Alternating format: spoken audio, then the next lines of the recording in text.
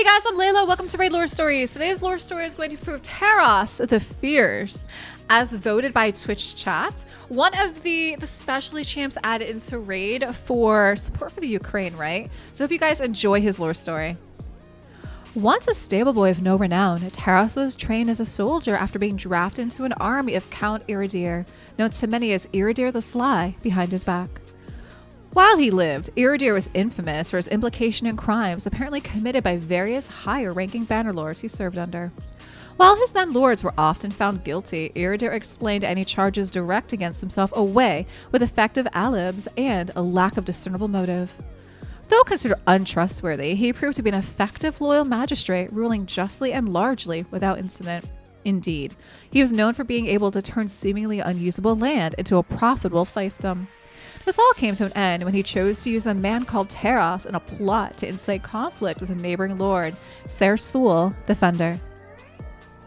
Iridir had 200 low-born men, Taros included, trained for battle. He intended to adorn them with bannerless armor and have them raid an outpost within Sersul's land. It would seem as though a mercenary group had been hired by an unknown lord to conduct the attack. Sersul, famous for his perceptive nature but quick temper, would correctly assume Iridir was involved, but not bother to investigate the matter fully and counterattack immediately. Iridir would then claim the attack was without provocation, use it as an excuse to enter and overwhelm Sersul's weaker forces, and put Sersul to the sword before he could be questioned on the matter. Iridir would likely be granted some, if not all, of Sersul's land as recompense for what would seem to be an unprovoked attack. Young Taros was no fool, however, and was aware of Iridir's reputation.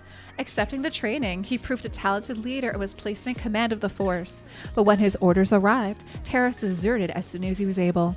This forced Iridir to postpone his plans until he could capture and kill Taros, because he expected Taros to seek out Sersul and inform of the plot immediately.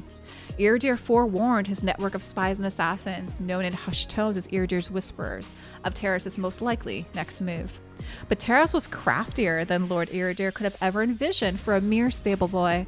Rather than seeking to inform any higher authority for fear of being seen as a liar and having the rumors of his lord's whisperers, Taros instead chose to remain within Iridir's lands and pose as a beggar, the population of which many whisperers were recruited from.